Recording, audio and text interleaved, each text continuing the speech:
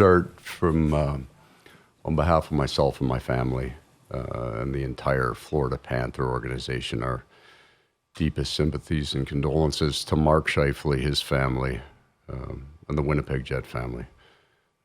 Scheifele family is very close.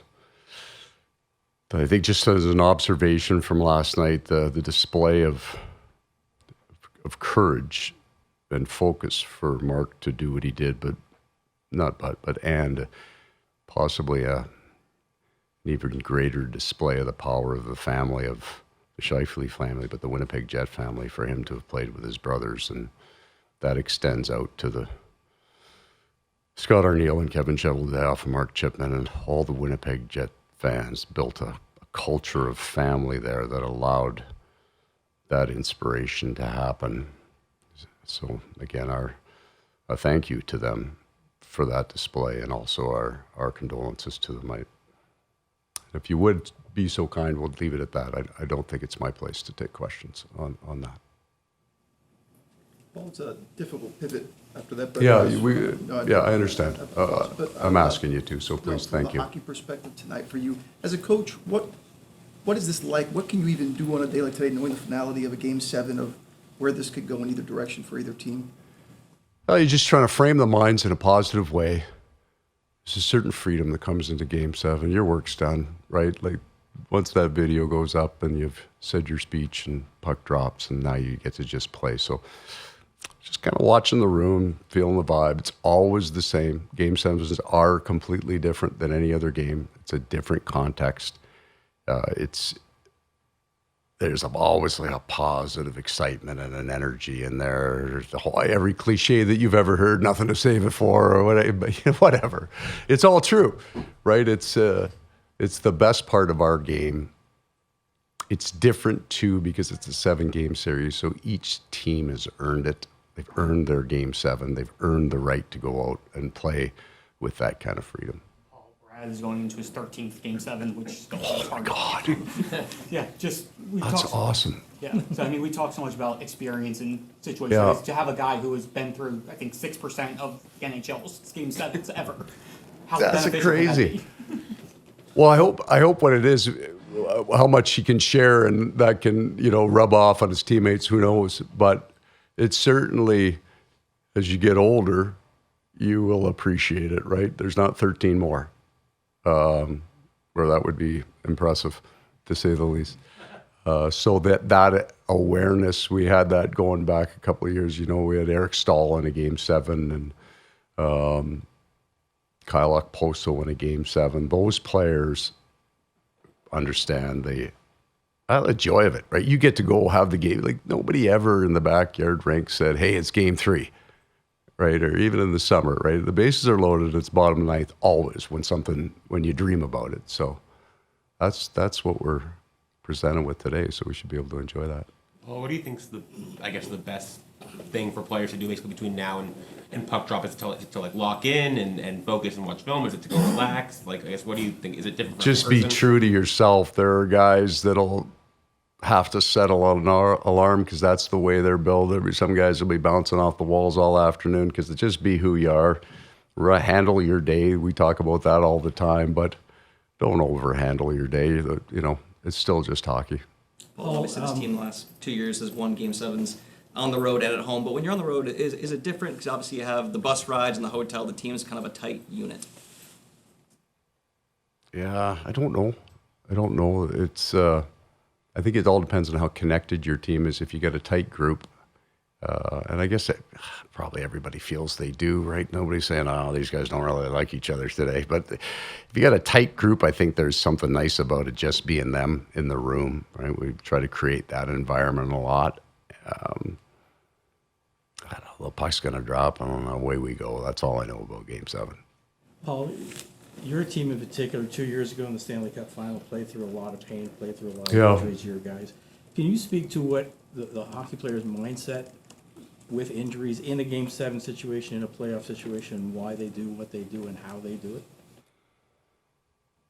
I think it's a matter, and I don't know football, but because that's a contact sport, I think in order to get to game sevens, or for us in the last couple of years, you get pushed to that kind of final game seven. So many players have played through significant things.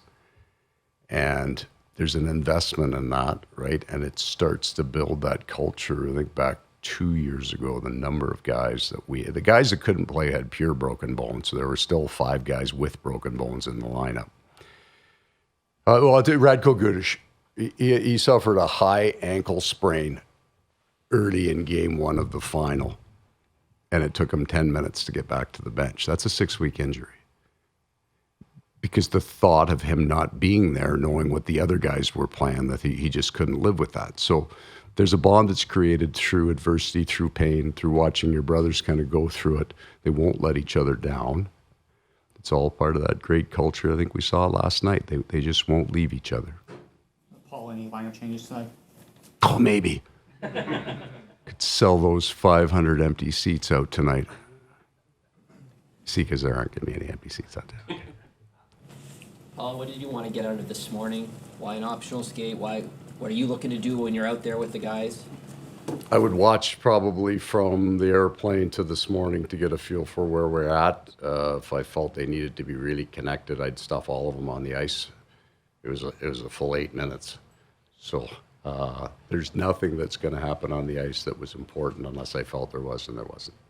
Why did you want to get out there? What's that? Why did you want to kind of get out there today? I do it by numbers. Cutoff's 13. So less than 13, I don't go on the ice. 13 or more, I go on the ice. That's all.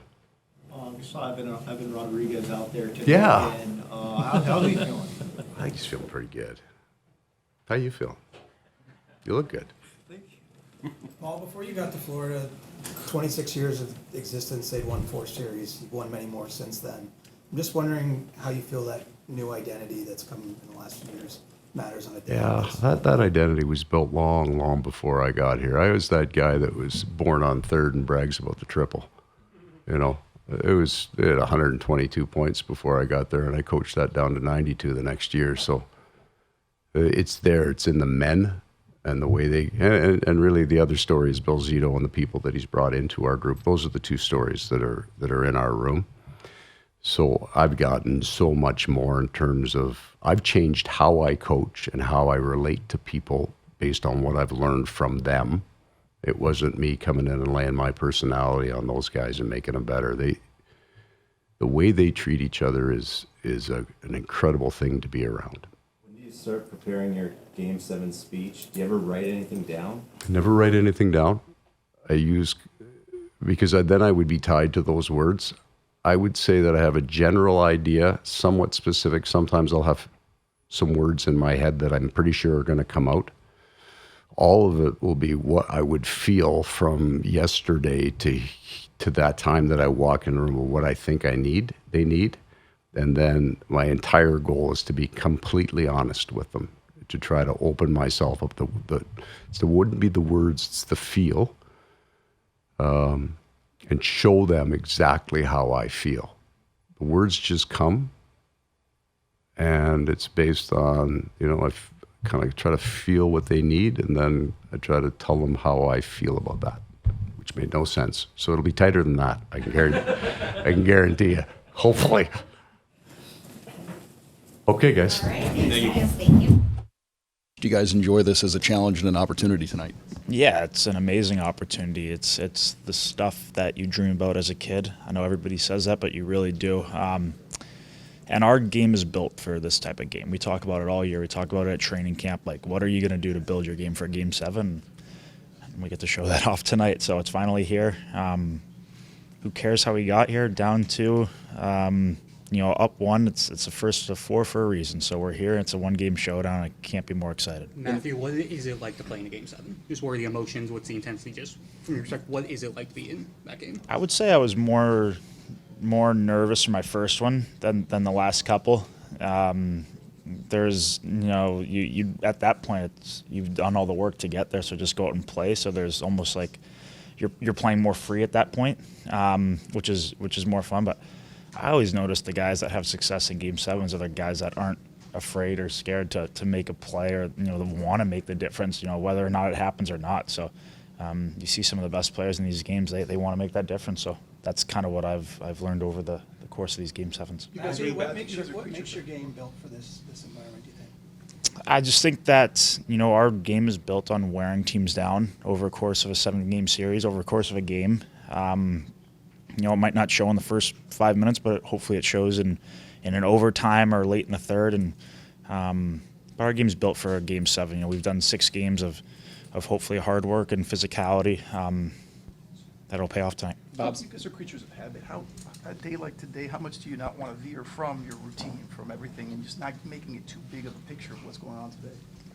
Well, it is a game. It's just we've played 6 of these already. We've played a ton of these over the last few years, and we've played in a few of these Game 7. So you don't really change too much, I'm going to be honest. Bob's had some huge Game 7s for you guys. Just what is the confidence like in a game like this, knowing you got him back there? Yeah, he's one of the best in the world, and they've got an unbelievable goalie over there as well that has shown that over the course of this series as well. So both very capable guys and that have done great things for their teams in this series so far. And I think it's just a great opportunity tonight for everybody. It's going to be a great showdown between 2 amazing teams. This is one of the biggest games, probably in the last however many years here in Toronto, and we've been through these before, and we know this opportunity is just as big for us. So there's 5 teams left, and we have a chance to be 1 of 4 after tonight. So hopefully we can make that happen. Matthew, you've known Austin for quite a few years now, had that 4 Nations experience with him as well. He had a big Game 6. What makes him so dangerous in these big-time games? I think he's been playing really well this whole series. He's a force at both ends, and I got to see it, with his leadership at the 4 Nations and how he leads by example. He's pretty. I wouldn't say he's the most vocal in the room, but when he says something, everybody's listening. He's a big presence in the room. That's one thing that I learned a lot, and I think he's obviously one of the best players in the world, and I think he's been playing great this series. And it's tough to shut down a player like that. So it's going to take all 5 guys, all 4 lines, all 6D. We're playing on the road, so it's going to take everybody tonight. And a guy like him, he's one of the best in the world. So we've got our work cut out for us. You mentioned it's one of the bigger games in recent memory here. What are you expecting from the atmosphere, and how do you use that as the road team in an environment like this? Well, I guess I don't really know how you use it against them. It's probably going to be some nerves from a lot of people. Nervous excitement. And as a road team, you just come in here and don't have to worry about anything. You don't have to worry about tickets. You don't have to worry about people coming in. You just worry about playing the spoiler. So that's all we got to worry about. How do you balance, I guess, that wanting to make a play like you mentioned earlier with not trying to do too much and make the wrong play? Who cares? It's Game 7. Don't you want to make that play? It's like you said, what you dream about. If you're going to play tentative, you probably don't belong in these games. So go out there, have fun, try to make a difference. Thanks, Matthew. Thanks, guys. Thank you. Team, what qualities have you seen in this group that lend themselves to being ready for a challenge in a moment like this here tonight? Well, I think you said it. I think the biggest thing, this team just stays in the moment. We don't look forward, we don't look back. Do a really good job of just preparing for the day, I love the way that we go over games and the mentality we have after, whether it's a win or a loss, and how we try to get better in here. So I think that's beneficial, but it just, Game 7s, these are the ones you live for. You get excited about it. They're the ones that you don't really worry about the pressure. You just worry about enjoying it and having fun. Whether you win or lose, they're incredible moments, and you want to give yourself the best opportunity, and to do that, you have to be in the moment all night, and like I said, just be excited about it. From your experience, how different is a Game 7 on the road? You kind of get that us against the world mentality going on. Yeah, it's different for sure. Playoffs, just being on the road in general. I like it. I just think it's good for a group to be on the road. It limits distractions. When you're at home, there's a lot of different people that are usually in town, and guys have families and kids and other things going on at home. When you're on the road as a group, you're just together. It's all you're worried about is the game and the preparation that goes into it. I think in general, in playoffs, it's nice to be on the road together as a group. So, it doesn't necessarily mean it's going to have an impact on the game, but as a group, I think it's easier to prepare. Rather than the hockey side of things, just the mental side of things. Sorry, go ahead. No. Sorry. No, sorry, go ahead. In what ways does experience in these games help? Experience in these games, I think the biggest thing is, it's very easy to start thinking about outside noise and pressures and what it means to, obviously the game and your future and the fans and all that. I think the more times you go through it, you understand the little things that within the game and the way you need to focus and prepare, just to how you can embrace it instead of worrying about the pressure and all the things that come with it and, the media hype around it and all that. And I just think that the more you go through it, the more fun you have in them. The difference between winning and losing sometimes doesn't come down to how you play. It can be a balance or a call. And, you obviously want to prepare to put your best game on the ice and take care of every detail, because one detail is enough to win or lose a game. But, these are the games that you talk about forever. They're the moments that if you go on to have a run, that you always look back on and you talk about, the moments within the game that allow you to win. And, the teams that win them and go on to win a cup, they're the moments that you look back and everyone's like, if you don't win that, your cup runs over. And how many great teams have lost in a Game 7 and how many great teams have won, and the difference in the details. It's pretty incredible, how it plays out, and that's what the fans love. It's what us as players love and love to be part of. And I said it before, you can look at it as a pressure situation, or you can just look at it as an incredible opportunity to be a hero or to accomplish big things as a group. And whichever one you kind of latch onto, that's usually the direction you go. But if you embrace it and you're excited about it and know that you have the ability to do big things and big moments, that's where big memories are created. Brad, you've played a lot of big playoff games against this team in particular. What kind of atmosphere are you expecting here tonight? It's going to be fun. You can see how excited this whole city is, to be in this position. And we're right there.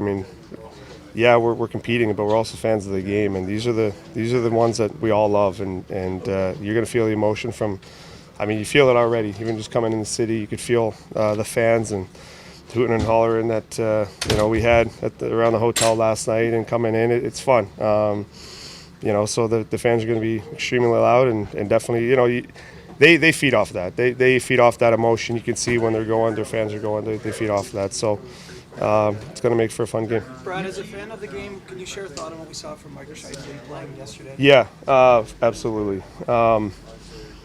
It obviously an extremely tragic situation, and our deepest condolences to Mark and his family. It's the worst possible thing you can go through is or losing a loved one, and what he did last night was incredible. There's very few people that could have found the strength to play through something like that, and and to go out and to play the way that he did and step up for his team.